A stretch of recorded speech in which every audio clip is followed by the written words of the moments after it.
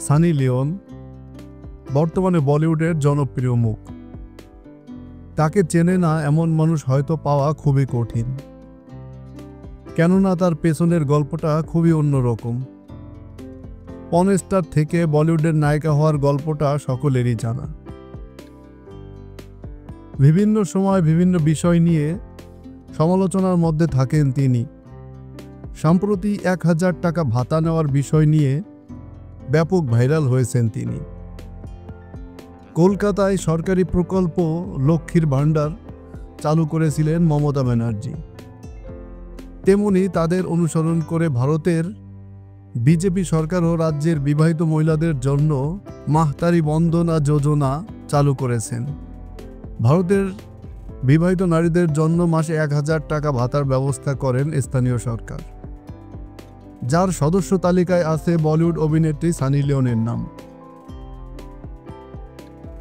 মাহতারি বন্দনা যোজনার আওতায় মাসে 1000 টাকা করে নিয়মিতই সরকারি ভাতা পেতেন সানি লিওন। একে একে উঠিয়েছেন মোট 10,000 টাকা।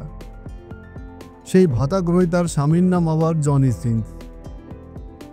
এমন তথ্য ফাঁস হতেই শুরু হয় শোরগোল। তবে এই বিষয়টির সঙ্গে সানি লিওনের কোনো যোগসূত্র নেই। সরকারি প্রকল্পের সুবিধা পেতে ভুয়া অ্যাকাউন্ট খোলেন এক ব্যক্তি। সেই অ্যাকাউন্টে প্রতি মাসে ঢুকত 1000 টাকা। অভিযুক্ত ব্যক্তির নাম ধীরেন্দ্র যোশী।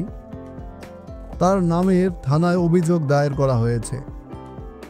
এই ঘটনা সামনে আসার পর ওই অ্যাকাউন্টে আর সরকারি প্রকল্পের কোনো টাকা পাঠানো হচ্ছে না। ধীরেন্দ্র নিজের স্ত্রীর নাম সানি লিওন দিয়ে ভুয়া অ্যাকাউন্ট খুলেছিলেন। সম্প্রতি স্থানীয় কয়েকটি সংবাদ মাধ্যম এই বিষয়টি জানতে পারে। খবরটি প্রকাশিত হওয়ার পর টনক নড়ে সবার। সংশ্লিষ্ট এলাকার জেলা প্রশাসক হরিশ এস জানান, সানি লিওনের নামে খোলা ওই ব্যাংক অ্যাকাউন্টে ইতিমধ্যেই ফ্রিজ করে দেওয়া হয়েছে। কিভাবে ওই ব্যক্তি নিজের স্ত্রীর নাম সানি লিওন দিয়ে সরকারি প্রকল্পে টাকা তুলতেন, সেই বিষয়ে বিস্তারিত তদন্ত করা হচ্ছে বলে জানান তিনি।